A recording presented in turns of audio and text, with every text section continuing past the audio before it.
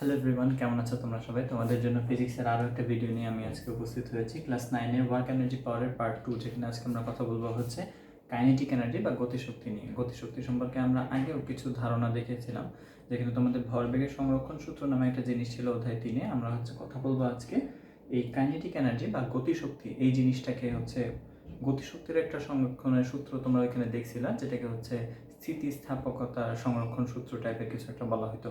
তো ওই জিনিসটা দেখবো, তার আগে আমাদের দেখে নিতে হবে গতিশক্তিটা আসলে ডিনোট করে কে দিয়ে সেই জিনিসটা। তো সেটার জন্য প্রথমত চলো আমরা শুরু করে ফেলি পুরো ভিডিওটা।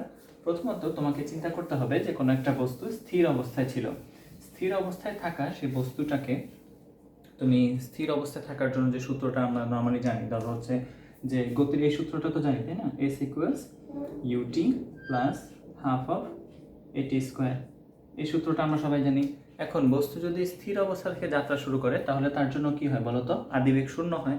স্থির অবস্থা থেকে যাত্রা শুরু করার জন্য কি হবে? আদিবেগ শূন্য। স্থির অবস্থা থেকে যাত্রা শুরু হলে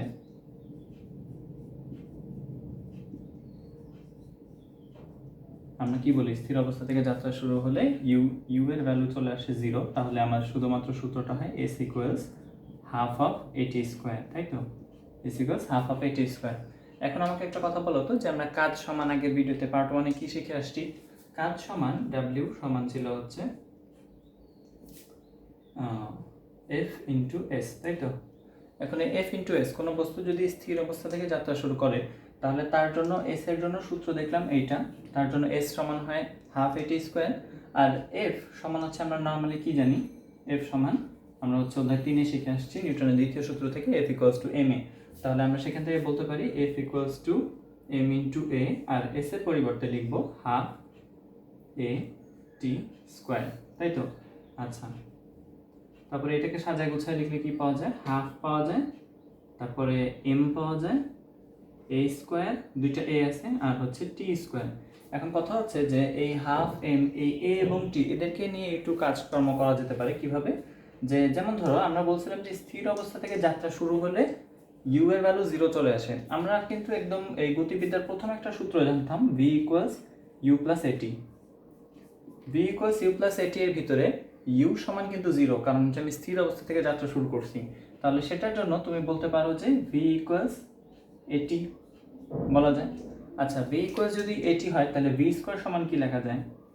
তাহলে ভি স্কোয়ার সমান লেখা যাবে এ টি হোল স্কোয়ার। এবার এখানে খেয়াল করো তো, এইখানে আছে ওই একই জিনিস, হাফ এম এ টি, এই পুরাটুকের উপরে স্কোয়ার যদি আমি দিয়ে দিই, তাহলে এ টি দিয়ে আসলে কি বোঝানো যায়? ভি বোঝায়। সেইখান থেকে এই লাইন থেকে হচ্ছে তুমি এখানে লিখতে পারো half of m v square. আচ্ছা, এই জিনিসটাকে আমরা হচ্ছে গতিশক্তি বলি, কিন্তু এখানে ডিনোট করতেছে এটাকে কাজ দিয়ে। কারণ হচ্ছে যে কোনো বস্তুর যখন সে নির্দিষ্ট পরিমাণ বিভব শক্তি থাকে তার ভিতরে, সেই যখন সেটাকে গতিতে রূপান্তরিত করে, যেমন কোনো বস্তু যখন স্থির অবস্থায় থাকে তখনই সেটাকে আমরা স্থিতিশক্তি বা বিভব শক্তি বলতেছিলাম। যখন হচ্ছে আমরা নির্দিষ্ট পরিমাণ হাইট দিয়েছিলাম কোনো একটা জিনিসকে, সে নির্দিষ্ট পরিমাণ উচ্চতায় ওঠার পরে, এই যে এমজিএইচ সূত্রের মাধ্যমে সে নির্দিষ্ট পরিমাণ উচ্চতায় ওঠার পরে কি হবে? তার ভিতরে কিছু বিভব শক্তি জমা হয়।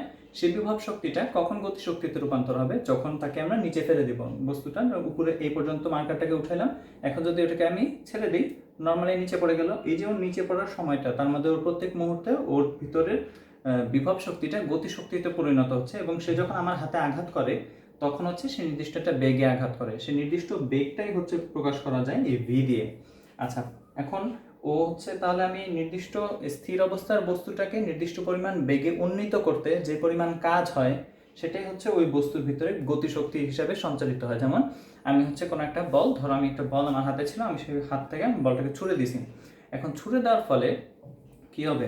আমার হাতে আমি নির্দিষ্ট পরিমাণ কাজ করছি বলের উপরে, নির্দিষ্ট পরিমাণ ফোর্স অ্যাপ্লাই করে তার স্মরণ ঘটছে, সে হচ্ছে সামনের দিকে এগিয়ে যাচ্ছে। এখন কিছুক্ষণ পরে তো সে আর বল থাকবে না, কারণ সে তো আমার হাতে নেই, তার ভিতরে তো আর কোনো ফোর্স অ্যাপ্লাই হচ্ছে না। তখন কি হবে? তখন তার হচ্ছে আমি যে পরিমাণ শক্তি ওকে দিছি, সেটাই হচ্ছে সে পুরোপুরি গতিশক্তিতে রূপান্তর করছে, এবং সেই গতিশক্তিটাই হচ্ছে তার ভিতরের ওই যে ভি, সেই স্থির যে বেগটা তার ভিতরে আছে, সেই বেগটা যে সুষম বেগটা আছে, সেটা হচ্ছে হাফ এম ভি স্কোয়ার হিসেবে বলবো। তাহলে তোমাকে যদি এখন বলা হয়, ধরো হচ্ছে তোমাকে বললাম আমি যে একটা বস্তু ছিল স্থির অবস্থায়, একটা বল, ধরো এটা একটা বল, এটা স্থির অবস্থায় ছিল,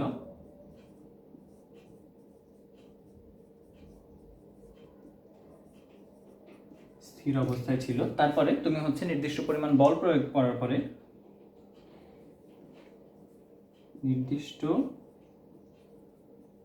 বল প্রয়োগে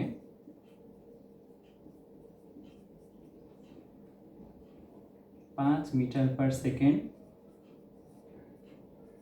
গতিবেগ প্রাপ্ত হয়।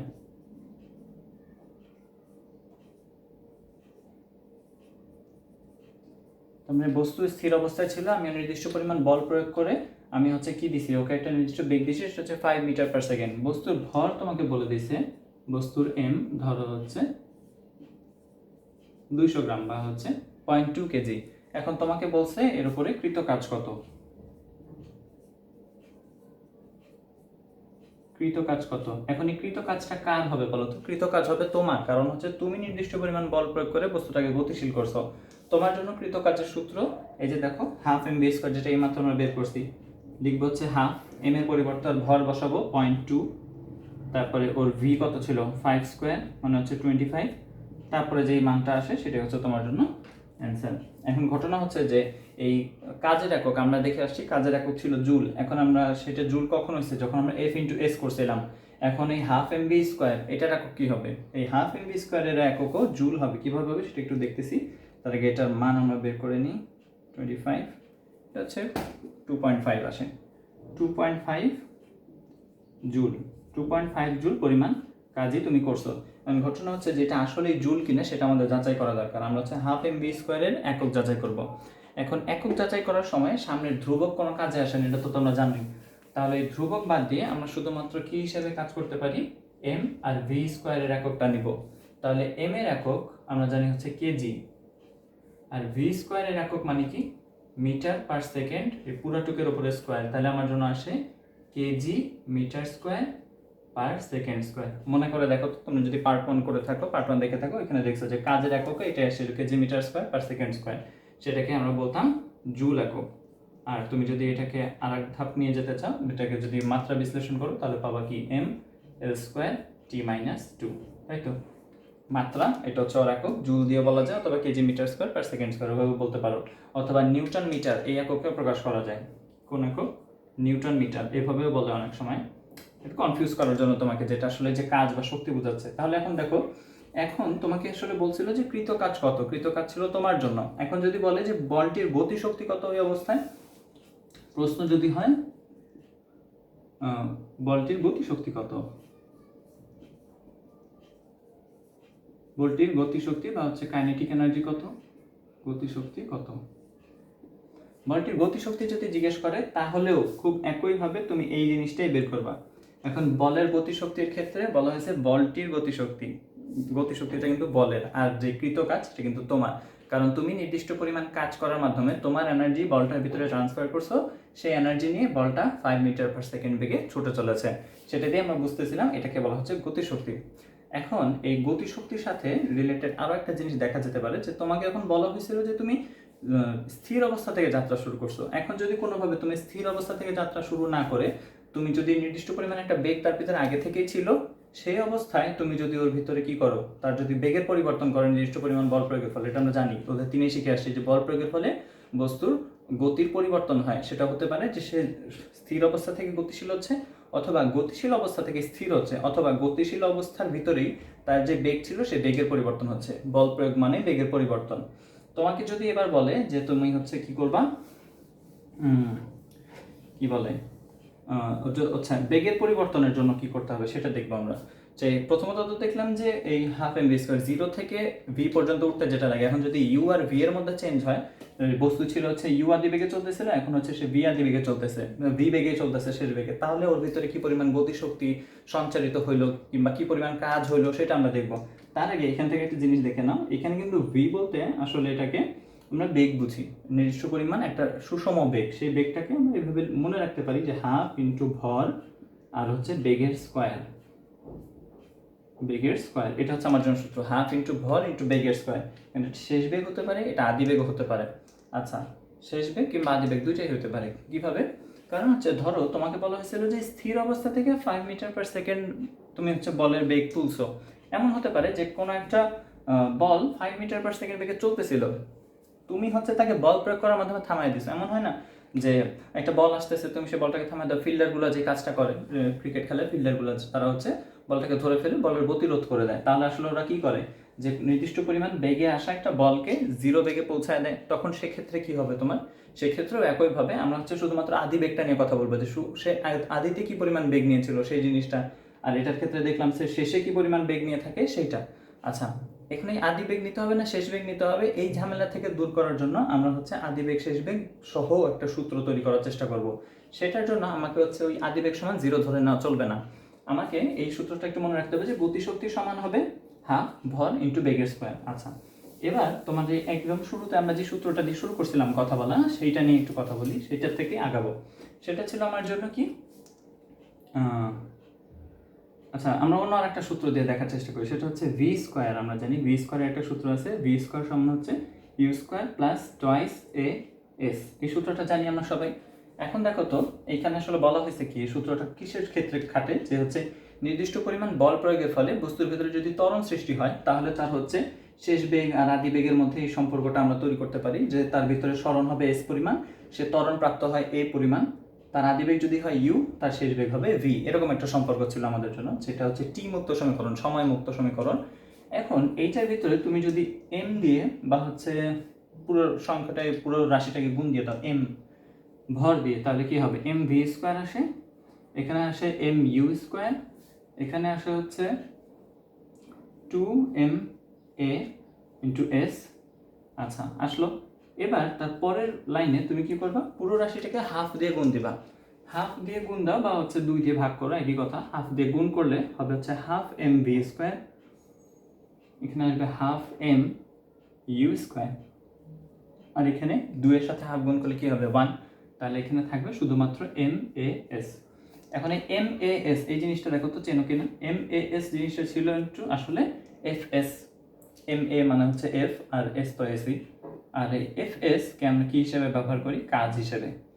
আচ্ছা, তাহলে এখান থেকে বলা যায় যে কাজ সমান, দেখো তো যে আমরা এই অংশটা সমান পেয়ে গেছি কাজ, তাহলে এই এম এর পাশটা এই পাশে পাঠিয়ে দিই, তাহলে তো আমরা কাজ সমান লিখতে পারবো এই এম ইউ স্কোয়ারটা এই পাশে পাঠিয়ে দিলাম, তাহলে লেখা যাবে half m v square minus half m u square.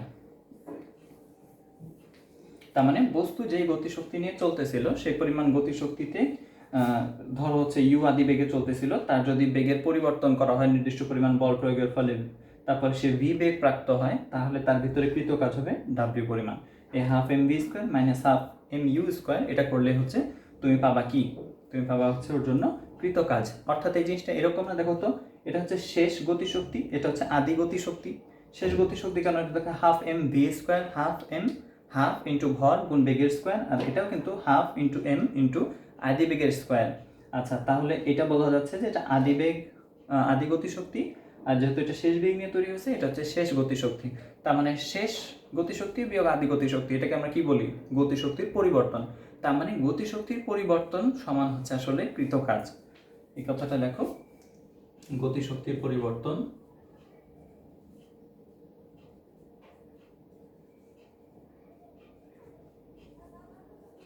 সমান হবে কৃত কাজ। গতিশক্তির পরিবর্তন সমান যদি কৃত কাজ হয়, এখন তুমি একটা কাজ করো তো, আমরা যে ম্যাথটা আগে করলাম একটু আগে, যে 0 মিটার পার সেকেন্ড বেগে বস্তুটা চলতেছিল, তার 0 মিটার পার সেকেন্ডে সে হচ্ছে ছিল, তারপর হচ্ছে তাকে 5 মিটার পার সেকেন্ড বেগ দেওয়া হয়, তাহলে ওই সূত্র যে এটা তোলা হয়ে গেছে, তুলে নাও। আচ্ছা, তারপরে আমি হচ্ছে ওই ম্যাথটাকেই আবার হচ্ছে এই সূত্র দিয়ে করার চেষ্টা করি। সেটা হচ্ছে যে আমাদের এখানে বলা হয়েছিল ওর জন্য স্থির অবস্থায় ছিল, তার তাহলে আদি বেগ কত 0, আর ওর ছিল ভি ছিল হচ্ছে 5 মিটার পার সেকেন্ড। বস্তুর একটা ভর দেওয়া ছিল, ভর ছিল আমার জন্য 0.2 কেজি। এবার দেখো তো সূত্রটা আমরা কি পাইছি, যে কৃত কাজ সমান হবে গতিশক্তির পরিবর্তন, মানে half m v square minus half m u square. আচ্ছা, এবার হচ্ছে এর ভিতরে সূত্রগুলোর ভিতরে মান বসাও, হাফ, তারপরে এম এর বদলে 0.2, আর ভি এর বদলে 5 স্কোয়ার, আর এখানে আসবে হাফ এম এর বদলে 0.2, আর আসবে 0 স্কোয়ার। মানে পুরো টার্মটা 0 চলে আসে, আমার জন্য শুধুমাত্র অ্যান্সার হয় 2.5 জুল। 2.5 জুল। আচ্ছা, এটা ছিল হচ্ছে যে যখন 0 থেকে 5-এ উঠাইলো। আচ্ছা, যদি উল্টাভাবে যখন আমরা বললাম যে ফিল্ডারগুলো কি করে, আসলে ফিল্ডারগুলো কোনো একটা গতিতে আসা বলকে সে হচ্ছে থামায় দেয় বা তার বেগ 0 করে ফেলে। এখন ধরো বস্তুটার বেগ ছিল, আদিতে ছিল, বস্তুটার যে আদি বেগে আসতেছিল সেটা ধরো হচ্ছে 5 মিটার পার সেকেন্ড। তারপরে ফিল্ডার যখন বলটাকে ধরলো তখন সেই বলটার গতি হয়ে গেল কত? 0। তার মানে শেষ বেগ হয়ে যায় 0 মিটার পার সেকেন্ড। আর বলটার ভর আগের মতোই ধরলাম 200 গ্রাম বা হচ্ছে 0.2 কেজি। 200 গ্রাম আর 0.2 কেজি এর জন্য এবার দেখো তো এই একই জিনিস সূত্রের ভিতরে কিভাবে চেঞ্জ হয়। ওর জন্য শেষ বেগ এখন 0 আর ওর আদি বেগ এখন 5। পুরো জিনিসটার সব কিছু সেম থাকবে, কি হবে? কাজটা ঋণাত্মক হয়ে যাবে। ঋণাত্মক কাজ 2.5 জুল। অর্থাৎ সেখানে বস্তুটার যে গতিশক্তি ছিল পুরোটাই কিসে রূপান্তরিত হলো? বিভব শক্তিতে। আমরা কিন্তু এটাই দেখছিলাম যে যখন কোনো বস্তুর উপরে ঋণাত্মক কাজ হয় তখন তার বিভব শক্তি বৃদ্ধি পায়। এই যে বলের উপরে ঋণাত্মক কাজ হলো, বলের উপর ঋণাত্মক কাজ হওয়ার মানে হচ্ছে তার বিভব শক্তি বৃদ্ধি পাওয়া, বা হচ্ছে বিভব শক্তি আর গতিশক্তি দুইটা একটা কি হয়, সাইমালটেনিয়াসলি চেঞ্জ হতে থাকে। যখন একটা বস্তু সর্বোচ্চ বিভব শক্তিতে থাকে তখন হচ্ছে তার ভিতরে কোনো গতি থাকে না। এই জিনিসটার উদাহরণ কিভাবে দিব? আচ্ছা, এটা বলতেছি ধীরে ধীরে। গতির হচ্ছে কি বলে, শক্তির নিত্যতা সূত্রের ভিতরে এটা আমরা বিস্তারিত জানবো যে বিভব শক্তি আর গতি শক্তির সম্পর্কটা কিরকম। আপাতত এই জিনিসটা দেখলাম যে হচ্ছে ওর ভিতরে কৃত কাজ হবে 2.5 জুল। আচ্ছা, আমি বলতেছিলাম যে চ্যাপ্টারের নাম ছিল কাইনেটিক এনার্জি বা হচ্ছে গতিশক্তি। আমরা কেন এই কাজ নিয়ে কথা বলতেছি? দেখো না, আসলে গতিশক্তির পরিবর্তন থেকে কাজই নির্ণয় করতেছি। গতিশক্তিটা আরও একটা ব্যাখ্যা আছে, সেটা হচ্ছে গতিশক্তির সংরক্ষণ সূত্র, যেটা থেকে আসলে সংঘর্ষ নিয়ে বা কলিশন, যে চ্যাপ্টারটা তোমাদের অধ্যায় 3-এ পড়ানোর কথা আমি বলছিলাম, যে ওইটা এখানে পড়ানো যাবে না, কারণ তোমাকে গতিশক্তি সম্পর্কে ধারণা দিতে হবে। এখন যখন তুমি গতিশক্তি সম্পর্কে ধারণা পেয়ে গেছো, এখন হচ্ছে আমরা সেই স্থিতিস্থাপক সংঘর্ষ বা হচ্ছে সংঘর্ষ নিয়ে কথা বলবো। আচ্ছা, ভরবেগের সংরক্ষণ সূত্র, এটা একটু মনে করে দেখো তো। ভরবেগের সংরক্ষণ সূত্রতে বলা হয়েছিল, আমরা দেখবো হচ্ছে সংঘর্ষ নিয়ে। ভরবেগের ক্ষেত্রে ওই সংঘর্ষের জিনিসই হয়েছিল। ভরবেগের সংরক্ষণ সূত্রতে ছিল যে তোমার বস্তুগুলার আদি ভরবেগ m1 u1 আর m2 u2 সমান হবে বস্তুগুলার শেষ ভরবেগের সমষ্টির সমান, একই হবে। তাহলে m2 v2 এরকম। এটা ছিল মনে হয় খুব সম্ভবত, হ্যাঁ এটাই ছিল হচ্ছে তোমার জন্য ভরবেগের সংরক্ষণ সূত্র। এটা হচ্ছে ভরবেগের কনজারভেশন ল অফ মোমেন্টাম, ভরবেগের সংরক্ষণ সূত্র। আচ্ছা, তোমাকে এবার কি করতে বলা হয়েছে? তোমাকে এবার যে কাজটা করতে হবে সেটা হচ্ছে গতিশক্তির সংরক্ষণ সূত্রের কথা বলতে হবে। গতিশক্তি, আমরা বলছিলাম যে যখন কোনো দুইটা বস্তুর ভিতরে সংঘর্ষ হবে, ধরো দুইটা মার্বেল, এরকম দুইটা মার্বেল ছিল, তারা হচ্ছে এইদিকে দুজন চলতেছিল, হঠাৎ করে পিছনের জন যদি সামনের জনকে ধাক্কা দেয়, নির্দিষ্ট পরিমাণ ধাক্কা কিভাবে হচ্ছিল, এখানে হচ্ছে নির্দিষ্ট পরিমাণ সেই ধাক্কাটা সংগঠিত হওয়ার পরে বস্তু দুইটা যেই বেগে যাওয়া শুরু করে, এটা ধরো u1, এটা ছিল u2, এটা হবে তাহলে v1, এটা হচ্ছে v2। এরকম একটা কেস তোমাদেরকে দেখানো হয়েছিল। এইসব ভরবেগের সংরক্ষণ সূত্র যদি না দেখে থাকো ওইটা, তাহলে ওইটার লিঙ্ক আমি হচ্ছে নিচে দিয়ে দিব, ডিসক্রিপশন বক্স থেকে তোমরা দেখে নিতে পারবা। আর ওই তো এই জিনিসটা ছিল, এখানে নির্দিষ্ট টি পরিমাণ সময় ধরে ওদের ভিতরে সংঘর্ষ চলতেছিল, তারা হচ্ছে কানেক্টেড ছিল একজন আরেকজনের সাথে। এখন এর ভিতরে তুমি দেখো যে তুমি কিন্তু এই বস্তুগুলোর ভরও দেওয়া থাকে, m1 m2, এটা থাকে হচ্ছে m1, এটা থাকে m2, এটা হয় m1, এটা হয় m2, এরকম। আচ্ছা, এখন এর ভিতরে দেখা যাচ্ছে যে ওদের ভরবেগের যে চেঞ্জ হচ্ছে, যেহেতু বেগের চেঞ্জ হচ্ছে, আমরা বলতে পারি এদের মধ্যে গতিশক্তিরও চেঞ্জ হয়। সেই গতিশক্তির চেঞ্জের সাপেক্ষে এখানে একটা গতিশক্তির সংরক্ষণ সূত্র নিয়ে আসা হয়। আমি বলছিলাম গতিশক্তির সংরক্ষণ সূত্রের কথা বলবো। তাহলে গতিশক্তির সংরক্ষণ সূত্রটা একই রকম হবে, বস্তুগুলোর আদি গতিশক্তির সমষ্টি হবে বস্তুগুলোর শেষ গতিশক্তির সমষ্টি। তার মানে হাফ m1 u1 স্কয়ার, প্রথম বস্তুর গতিশক্তি আদি গতিশক্তি সমান প্লাস দ্বিতীয় বস্তুর আদি গতিশক্তি সমান হবে কি, পরবর্তীতে প্রথম বস্তুর শেষ গতিশক্তি প্লাস হাফ m2 দ্বিতীয় বস্তুর শেষ গতিশক্তি। তার মানে যদি এই ঘটনাটা ঘটে তখন আমরা বলবো গতিশক্তি সংরক্ষিত হয়েছে। যদি কোনো বস্তুর ভিতরে গতিশক্তি সংরক্ষিত হয়, এখন এই সূত্র এটা যদি সত্য হয়, মানে তুমি যদি টেস্ট করে দেখো যে তুমি mv এগুলো হচ্ছে ভরবেগের সংরক্ষণ সূত্র থেকে এই প্রত্যেকটা u1 u2 v1 v2 এগুলো ক্যালকুলেট করা যায়। এগুলো ক্যালকুলেট করার পরে তুমি যদি পাও যে তারপরে ওগুলো ক্যালকুলেট করার পরে কিন্তু তুমি এগুলো নির্ণয় করতে পারবা যে এই স্টেটমেন্টটা ডান পক্ষ বাম পক্ষ সমান হচ্ছে কিনা। যদি এটা ডান পক্ষ বাম পক্ষ সমান হয়, এটা যদি সত্যি হয় বা সেই ডান পক্ষ বাম পক্ষ যদি সত্য হয়, তাহলে তুমি বলতে পারবা যে সংঘর্ষটা স্থিতিস্থাপক বা হচ্ছে ইলাস্টিক কলিশন। স্থিতিস্থাপক সংঘর্ষ বলবো আমরা এটাকে, স্থিতিস্থাপক সংঘর্ষ। আর যদি এটা মিথ্যা হয় তখন আমরা বলবো এটাকে অস্থিতিস্থাপক সংঘর্ষ বা হচ্ছে নন ইলাস্টিক কলিশন।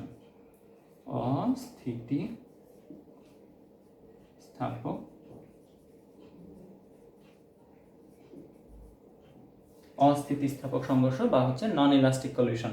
তোমাকে আসলে পরীক্ষা যেটা নির্ণয় করতে দেয়, তোমরা এটা সম্পর্কে আসলে মানে বোঝার জন্য, বিস্তারিত বোঝার জন্য তোমাকে আসলে যে জিনিসটা করতে হবে সেটা হচ্ছে কয়েকটা উদাহরণের কথা বলবো আমি, তার আগে জিনিসটা বুঝে নাও যে আসলে পরীক্ষায় কি আসে। পরীক্ষায় তোমাকে বলে যে সংঘর্ষ হচ্ছে একটা সংঘর্ষ, এরকম একটা চিত্র দিয়ে দেয়, তারপর হচ্ছে দ্বিতীয় গতে তোমাকে বলে হচ্ছে যে দ্বিতীয় বস্তুর শেষ বেগ নির্ণয় করো অথবা দুইজনের মিলিত শেষ বেগ নির্ণয় করো, এরকম একটা কথা বলে। তখন হচ্ছে সেটা তুমি ভরবেগের সংরক্ষণ সূত্র থেকে বের করবে, সেটা আমরা দেখছি।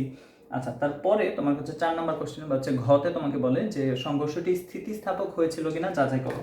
সংঘর্ষ স্থিতিস্থাপক হওয়ার জন্য তুমি জানো হচ্ছে শর্ত হচ্ছে সংঘর্ষ যদি স্থিতিস্থাপক হয় তাহলে এই সূত্রে ডান পক্ষ বাম পক্ষ সমান হবে।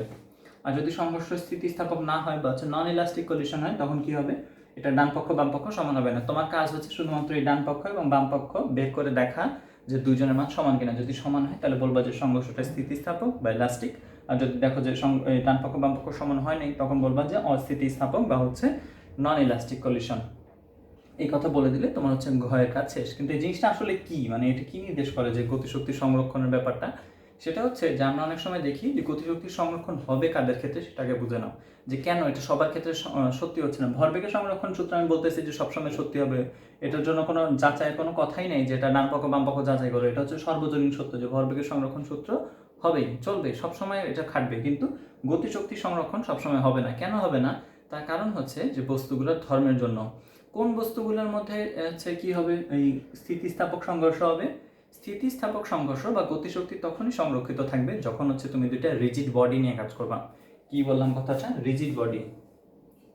রিজিড বডি মানে কি? রিজিড বডি মানে হচ্ছে দৃঢ় বস্তু বা পূর্ণ দৃঢ় বস্তু। দৃঢ় বস্তু, দৃঢ় বস্তু বলতে আমরা আসলে আমাদের কাছে সব থেকে ভালো উদাহরণ যেটা আছে সেটা হচ্ছে মার্বেল। হ্যাঁ, তোমরা যে এক্সপেরিমেন্ট আসলে নিজেরা করতে পারো বাসা বসে, সেটা হচ্ছে মার্বেল নিয়ে যখন হয় যে মার্বেলকে কেন রিজিড বডি বলতেছি, কারণ দুইটা মার্বেলের মধ্যে যখন সংঘর্ষ হয়, মার্বেলগুলোর কিন্তু আকার আকৃতির কোনো পরিবর্তন হয় না। তাদের হচ্ছে কেউ চ্যাপ্টা হয়ে যায় না, কিংবা হচ্ছে কেউ একজনের ভিতরে ঢুকে যায় না, এরকম ঘটনা ঘটে না। তোমরা দেখছো যে আমরা অনেক সময় ভরবেগের সংরক্ষণ সূত্রে যখন ম্যাথ করতে যাই, তখন মিলিত বস্তু নামে একটা কথা থাকে। তার মানে হচ্ছে একটা গাড়ি আর একটা ট্রাক দুজন মিলে ধাক্কাধাক্কি করতেছিল, সামনাসামনি ধাক্কাধাক্কি করছে, তারপরে একটা ট্রাকের ভিতরে ঢুকে গেছে, তারপরে হচ্ছে ওরা দুজন একসাথে যাওয়া শুরু করছে। এরকম একটা ব্যাপার তোমাদের হচ্ছে ভরবেগের সংরক্ষণ সূত্রের ক্ষেত্রে হয়। কিন্তু গতিশক্তির সংরক্ষণ সূত্রে এরকম ঘটনা ঘটবে না। কারণ হচ্ছে আমি বলতেছি যে যদি গতিশক্তি সংরক্ষিত হয় বা হচ্ছে স্থিতিস্থাপক সংঘর্ষ ঘটে, তাহলে সেটা হবে দৃঢ় বস্তু। দৃঢ় বস্তু কখনোই একটা আরেকটার ভিতরে ঢুকে যায় না। আমি বললাম তোমাদের সবচেয়ে ভালো উদাহরণ হচ্ছে মার্বেল নিয়ে কাজ করা। যখন তুমি মার্বেল নিয়ে কাজ করবা, একটা আরেকটার ভিতরে কখনোই ঢুকে যাবে না। আচ্ছা, কারণ প্রথমত একটা আরেকটার ভিতরে ঢুকবে না, একজন একজনকে চ্যাপ্টা করবে না পুরোপুরিভাবে, একজন একজনকে ধাক্কা দেবে, খুব জোরে একটা সাউন্ড হবে, এটাও হবে। ওইখান থেকে আসলে কোনো গতিশক্তি এদিক ওদিক অপচয় হয়ে যায় না। কিন্তু তুমি যখন হচ্ছে একটু নরম জিনিস নিয়ে কাজ করো, যেমন ধরো হচ্ছে একটা যেটাতে ভালোভাবে বাতাস নাই এমন দুটো ফুটবল নিয়ে কাজ করতেছো, যেটাতে খুব ভালো টাইটলি নাই, ওদের ভিতরে বাতাস একটু কম আছে, এমন যদি তোমার জন্য কাছে ফুটবল থাকে, তাহলে যেটা হবে যে ধরো ফুটবল দুইটা সামনাসামনি মুখোমুখি সংঘর্ষ করলো। মুখোমুখি সংঘর্ষ, দুইজন হচ্ছে এদিক থেকে, দুইটা ফুটবল আসতেছে দুইজন দুই দিক থেকে। তারপরে কি হবে, মাঝখানের মোমেন্টে যে জিনিসটা ঘটবে যে ওরা যখন ধাক্কাধাক্কি করবে, তখন হচ্ছে ফুটবলগুলো দেখতে এইরকম হয়ে যাবে। এরকম হওয়ার অর্থ হচ্ছে যে এই অংশটা কি হবে, ট্যাপসা হয়ে যাবে বা হচ্ছে চাপা খেয়ে যাবে। এই অংশটা চাপ দিয়ে ওরা হচ্ছে এরকম একটা আকৃতি ধারণ করে। এখন এই পরিমাণ যখন একজনকে ঠেললো, এটার পরে ওরা হচ্ছে আবার কি হয় আসলে জিনিসটা দেখতে, কি দিয়ে বুঝাবো উদাহরণ দেওয়ার তো কিছু পাচ্ছি না। এটা তোমরা স্পঞ্জের বল দিয়েও করতে পারো জিনিসটা। যেমন ধরো আসলে যে কি হবে, ওরা আসলে একজন আরেকজনকে ভিতরে লাগবে, তারপরে ওরা যে অ্যাটাচড হয়েছে, একজন আরেকজনের ভিতরে ঢুকে যাচ্ছিল এমন একটা অবস্থায় ওরা হচ্ছে ওদের টাচে আসার পরে, আচ্ছা আমি বলি, তার আগের মুহূর্তে আসলে কি হয়েছিল, ওরা হচ্ছে একজন আরেকজনের টাচে আসছিল, টাচে আসার পরে ওরা যেহেতু পুরোপুরিভাবে দৃঢ় না, একটু নরম, একজন আরেকজনের ভিতরে ঢুকে যাওয়ার চেষ্টা করছে, কিন্তু তারপরে কিছুক্ষণ পরে দেখা গেছে ওরা প্রেশার পাইছে, তারপর হচ্ছে ওরা আবার এইটা থেকে পিছনের দিকে আবার ফিরে আসতে, ওদের বেগগুলোকে আবার আলাদা হইতে, একজন একজন থেকে আলাদা হওয়ার জন্য ওদেরকে নির্দিষ্ট পরিমাণ এনার্জি ওয়েস্ট করতে হয়েছে। যখন একজন একজন থেকে দূরে সরে যেতে চাইছে, তারা লেগে গেছে, তারপর আবার যখন দূরে সরে যাবে তখন তাদেরকে নির্দিষ্ট পরিমাণ এনার্জি ওয়েস্ট হয়েছে। সেই এনার্জি ওয়েস্ট হওয়ার কারণেই হচ্ছে গতিশক্তি তাদের হচ্ছে আদি অবস্থা এবং শেষ অবস্থা সমান থাকে না, কারণ কিছু পরিমাণ গতিশক্তি এর ভিতরেই কি হয়ে যায়, এর ভিতরে কিছু পরিমাণ গতিশক্তি ওয়েস্ট হয়ে যায় একজন আরেকজনের থেকে দূরে সরার জন্য, বা হচ্ছে একজন আরেকজনের সাথে যখন লাগে তখনই হচ্ছে কিছু পরিমাণ গতিশক্তি নষ্ট হয়, আর যখন একজন আরেকজন থেকে দূরে সরে আসে তখন হচ্ছে কিছু পরিমাণ গতিশক্তির ওয়েস্ট হয়। সেই কারণেই হচ্ছে বস্তুগুলো সবসময় স্থিতিস্থাপক সংঘর্ষ দিতে পারে না, আদি অবস্থা এবং শেষ অবস্থার গতিশক্তি সমান হয় না। সেটা হচ্ছে দৃঢ় বস্তুর ক্ষেত্রে সমান হবে, কারণ হচ্ছে একজন আরেকজনের ভিতরে ঢোকে না, তারা হচ্ছে বাড়ি খায় সরে আসে, এরকম একটা ব্যাপার। কিন্তু যখন হচ্ছে নরম হবে বস্তুগুলো তখন একটার ভিতরে ঢুকে যেতে চাইবে, তারপরে আবার ফিরে আসবে, এরকম একটা ঘটনা। আচ্ছা, এটাই বুঝলাম আমরা হচ্ছে গতিশক্তি সংরক্ষণ সূত্র ছিল এই জিনিসটা। এরপরে তোমাদেরকে যেটা দেখাতে চাইছিলাম, আচ্ছা কাজ শক্তি সংরক্ষণ, আচ্ছা কাজ শক্তি, আচ্ছা তোমাদেরকে যেটা বলছিলাম যে গতিশক্তির পরিবর্তন সমান হচ্ছে কৃতকাজ, এটাকে কাজ শক্তি উপপাদ্য বা ওয়ার্ক এনার্জি থিওরেম বলে অনেক সময়, কাজ শক্তি উপপাদ্য বা ওয়ার্ক এনার্জি থিওরেম, যেটা তোমাদের পরবর্তীতে ইন্টারমিডিয়েটেও আছে, কিন্তু এখানেই দেখা দিলাম তোমাদের যাতে উপকার হয়। এটা ছাড়াও তোমাদের কি কি আর বাকি আছে কিছু গতিশক্তির ভিতরে, আমি একটু চেক করে আসি। আচ্ছা, তোমাদের আসলে আর কিছু বাকি নেই এই চ্যাপ্টারে না, মানে গতিশক্তি রিলেটেড আর কিছু নেই, তোমাদের হচ্ছে এখন একটা ম্যাথ করাই।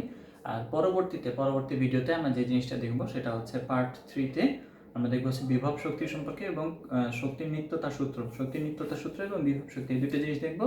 আর 4 নাম্বার ভিডিওতে হচ্ছে আমরা কি বলবো, পাওয়ার বা হচ্ছে কর্মদক্ষতা আর হচ্ছে ক্ষমতা, এই দুটো জিনিস নিয়ে কাজ করে ফেলবো, তাহলে আমাদের জন্য চ্যাপ্টার ক্লোজড।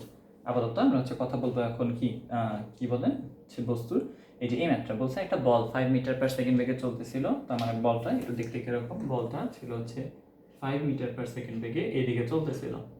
আচ্ছা, তারপরে কি করা হয়েছে, তুমি নির্দিষ্ট পরিমাণ বল প্রয়োগে বা ফোর্স অ্যাপ্লাই করার ফলে কি হয়েছে, বলটি 10 মিটার পার সেকেন্ড বেগে চলতে থাকে, তাহলে হচ্ছে পরবর্তীতে বলটা দেখা যাচ্ছে 10 মিটার পার সেকেন্ড বেগে চলতেছে। তাহলে আমি এখান থেকে বলতে পারি এটা হচ্ছে বস্তুটার বা হচ্ছে বলের আদি বেগ, আর এটা হচ্ছে বলের শেষ বেগ, তাই তো।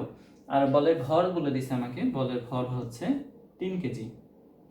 3 কেজি বলের আর কি 3 কেজি ভরের আসলে বল হয় না নর্মালি, তারপরে হচ্ছে আমার ম্যাথের সুবিধার জন্য আমরা হচ্ছে হিসাব করে নিচ্ছি। তাহলে আমাকে বলছে কৃতকাজ কত, কৃতকাজ সমান আমরা জানি হচ্ছে গতিশক্তির পরিবর্তন। গতিশক্তির পরিবর্তন মানে আমি বুঝবো শেষ গতিশক্তি বিয়োগ হচ্ছে আদি গতিশক্তি। এটাকে ইজিলি করার জন্য তুমি কি করতে পারো, হাফ নিতে পারো, এম নিতে পারো, একটু কমন নিয়ে নাও। এখান থেকে আমরা পাচ্ছি হচ্ছে হাফ ইন্টু 3 আর হচ্ছে v square minus u square, v square মানে 10 স্কোয়ার মাইনাস হচ্ছে 5 স্কোয়ার, কত আসবে 100 বিয়োগ হচ্ছে 25 মানে হচ্ছে 75। আচ্ছা ভয়ঙ্কর এটা মান নিচ্ছি, তার মানে হচ্ছে 225 ভাগ 2 খুব সম্ভবত 112.5, শিওর না, এটা করে দেখতে হবে, মুখে করলাম যেহেতু। 0.5 গুণ 3 আর হচ্ছে 75, হ্যাঁ 112.5। কি হবে এটার একক?